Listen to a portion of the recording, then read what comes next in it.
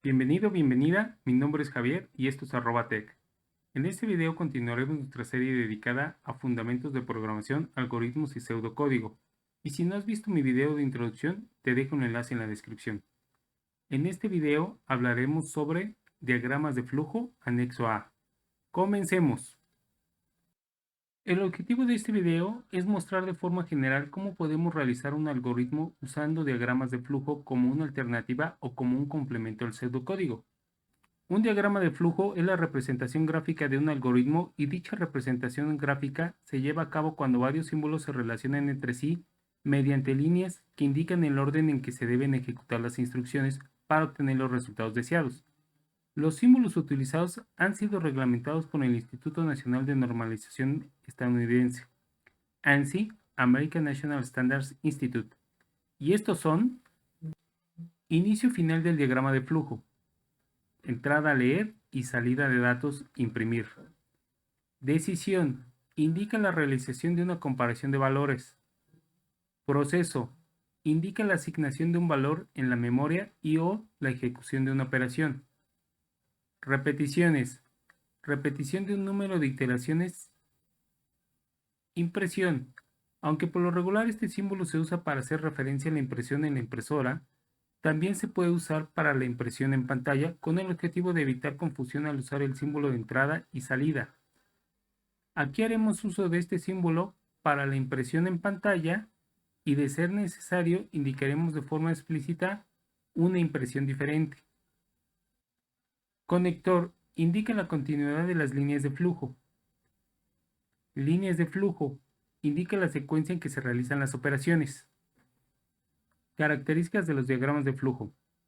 Y así como en el pseudocódigo debemos respetar un alfabeto, un vocabulario y reglas gramaticales, en los diagramas de flujo tenemos una serie de características que nos orientan para crear mejores diagramas de flujo.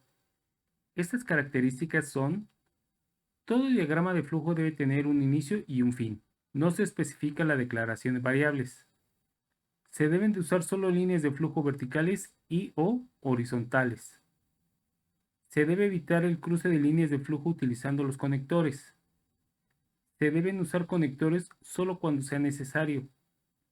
No deben quedar líneas de flujo sin conectar. Se deben trazar los símbolos de manera que se puedan leer de arriba hacia abajo y de izquierda a derecha. Se debe evitar la terminología de un lenguaje de programación.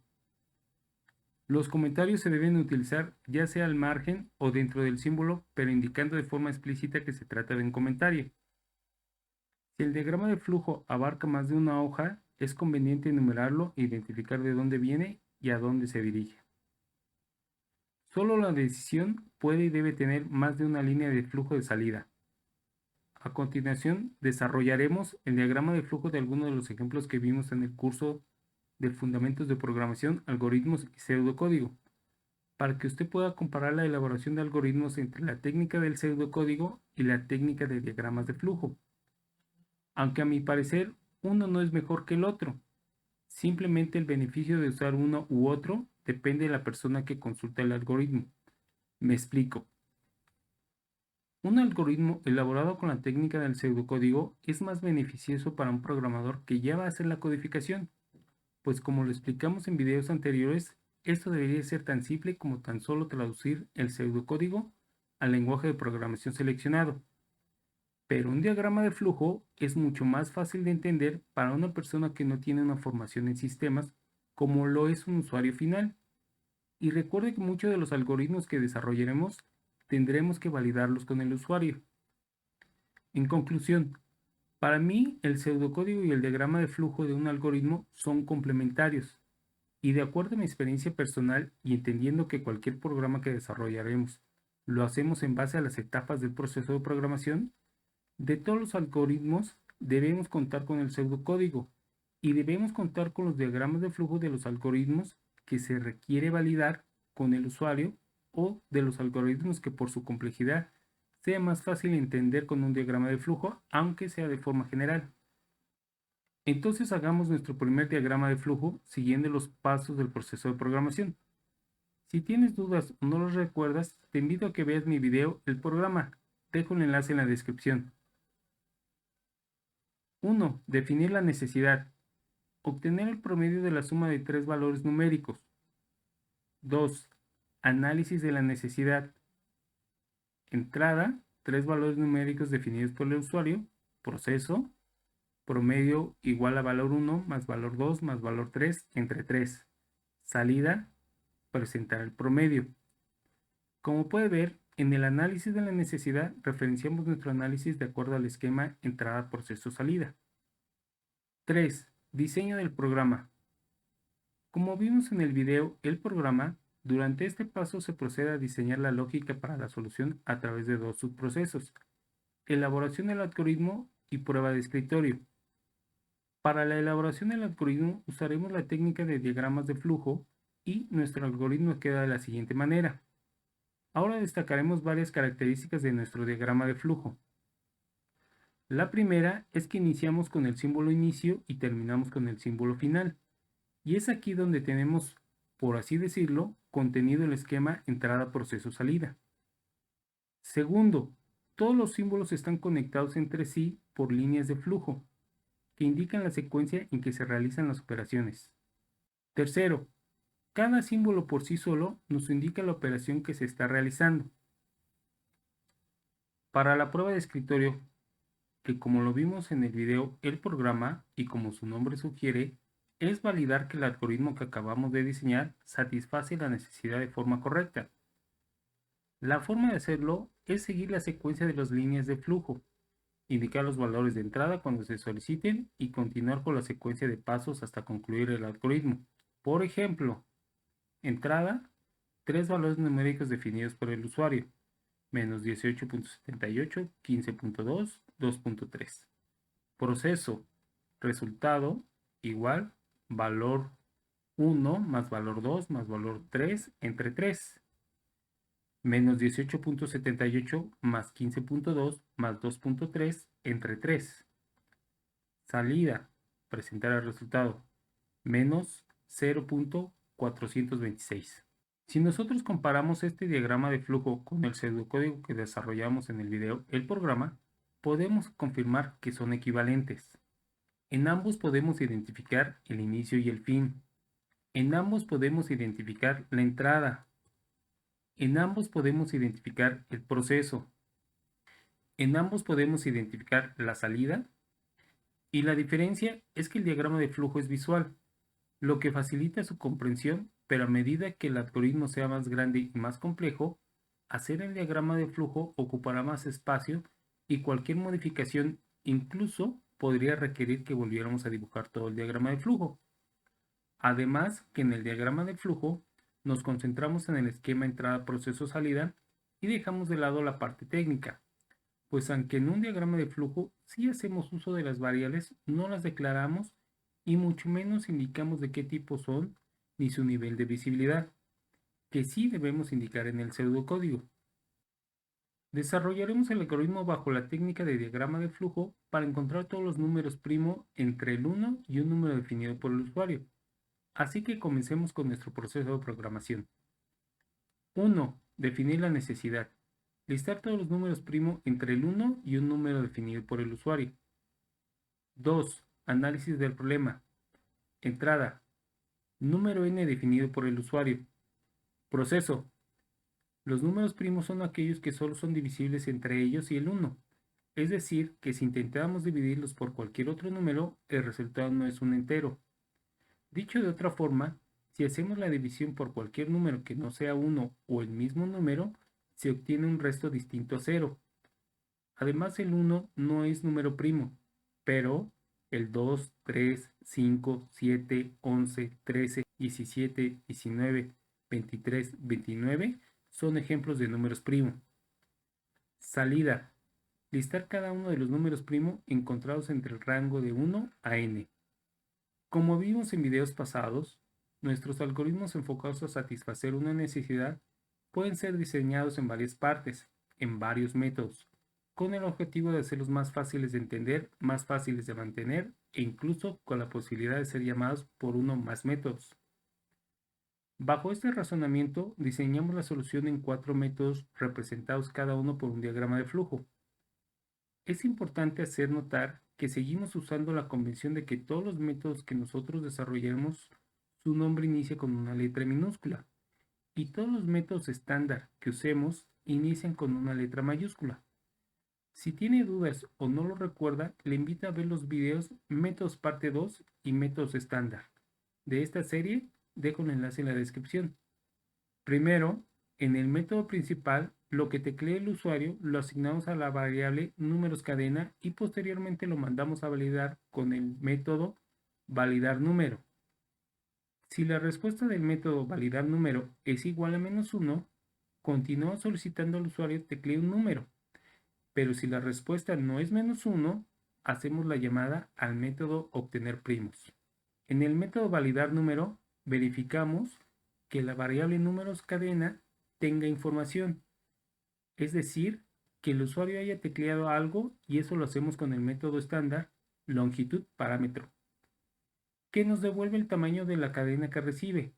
Si devuelve 0, quiere decir que la variable números cadena no tiene un solo carácter, está vacía. Después recorremos carácter por carácter números cadena para asegurarnos que solo contenga los dígitos entre el 0 y el 9. Cualquier otro carácter nos indica que lo que tecleó el usuario no es un número entero.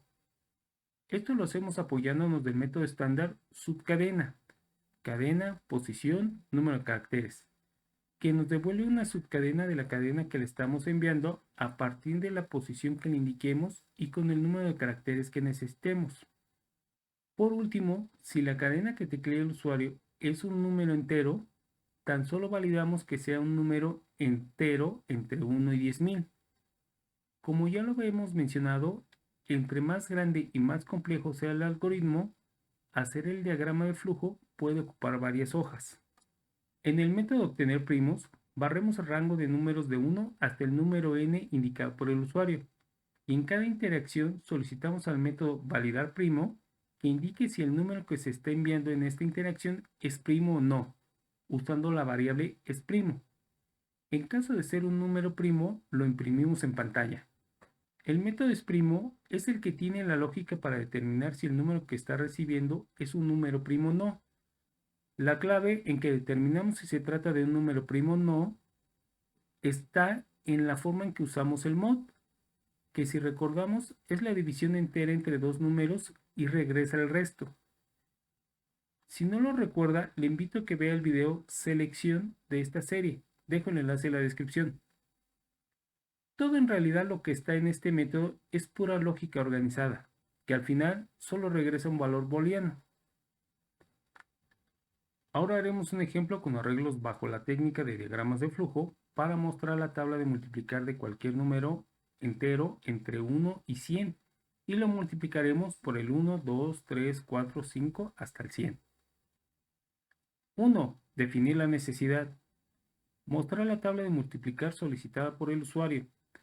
Esta tabla puede ser la del 1, 2, 3, 4, 5 hasta la del 100 y mostrará los resultados multiplicando del 1 al 100. 2. Análisis del problema. Entrada. Número n definido por el usuario. Proceso. Multiplicar el multiplicando por el multiplicador. Salida. Listar el multiplicando escogido por el usuario por los multiplicadores del 1 al 100. Ejemplo, 7 por 1, 7, 7 por 2, 14, 7 por 3, 21, 7 por 100, 700. Diseñamos la solución en 4 métodos representados cada uno por un diagrama de flujo.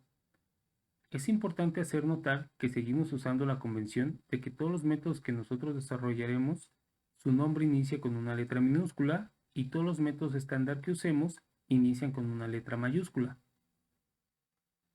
En el método principal, antes de cualquier otra acción, llamamos al método llena tablas, que como veremos más adelante, nos ayuda a llenar el arreglo tablas con nuestras tablas de multiplicar del 1 al 100. También en el método principal, en la variable cadena número, asignamos lo que teclee el usuario. Posteriormente mandamos a validar lo que teclee el usuario con el método validar número. Si la respuesta del método validar número es -1, continuamos solicitando al usuario teclee un número válido, pero si la respuesta es diferente a -1, llamamos al método mostrar tabla para mostrar la tabla de multiplicar solicitada por el usuario. Y por último, preguntamos al usuario si desea ver otra tabla de multiplicar. En el método validar número, verificamos que la variable cadena número tenga información, es decir, que el usuario haya tecleado algo y eso lo hacemos con el método estándar longitud parámetro, que nos devuelve el tamaño de la cadena que recibe. Si devuelve 0, quiere decir que la variable cadena número no tiene un solo carácter, está vacía. Después recorremos carácter por carácter de cadena número para asegurarnos que solo contenga los dígitos entre el 0 y el 9. Cualquier otro carácter nos indica que lo que tecleó el usuario no es un número entero. Esto lo hacemos apoyándonos del método estándar subcadena, cadena, posición, número de caracteres, que nos devuelve una subcadena de la cadena que le estamos enviando a partir de la posición que le indiquemos y con el número de caracteres que necesitemos. Por último, si la cadena que tecleó el usuario es un número entero, tan solo validamos que sea un número entero entre 1 y 10.000. Como ya lo habíamos mencionado, entre más grande y más complejo sea el algoritmo, hacer el diagrama de flujo puede ocupar varias hojas. En el método llena tablas tenemos dos variables, multiplicando y multiplicador, que usaremos como sinónimos de fila y columna en nuestro arreglo tablas, para posicionarnos desde arreglo tablas 00 hasta arreglo tablas 9999. Recuerde que para el índice de cada dimensión, nosotros aceptamos la condición de que iniciara con el 0. Posicionarnos en alguno de los índices no es problema, pues tanto las filas como para las columnas inicializamos sus respectivos contadores en 0, multiplicando y multiplicador respectivamente. Pero para el valor que almacenemos tanto al valor del multiplicando como del multiplicador, le sumamos una unidad. Y ya en el método mostrar tabla, y tomando de referencia todo lo que explicamos en el método llena tablas, sumamos una unidad o restamos una unidad o tomamos tal cual el multiplicando y el multiplicador, dependiendo de qué queremos mostrar o qué valor queremos extraer. Como podemos ver, hacer uso de un arreglo independientemente del número de dimensiones con las que cuente, no es muy diferente a hacer uso de una variable simple. Lo único con lo que debemos tener cuidado es cómo manejamos los índices, pues como ya lo comentamos, aceptamos la condición de que todo índice iniciara con el 0. Y para nuestros tres ejemplos, además de hacer las correspondientes pruebas de escritorio, debemos continuar con el proceso de programación. 4. Codificación del programa. 5. Pruebas del programa. 6. Implementación del programa. 7. Mantenimiento del programa. Que no desarrollaremos cada una de estas etapas porque, como ya lo explicamos, están fuera de los objetivos de este curso y además necesitaríamos conocer un lenguaje de programación para codificar el programa. Hemos concluido este video, diagramas de flujo anexo A. Agradezco tu tiempo y espero haberte ayudado. Te invito a que te suscribas a mi canal, me regales un like, comentes y compartas este video en tus redes sociales. A ti no te cuesta nada y a mí me ayuda mucho en la plataforma de YouTube. ¡Hasta pronto!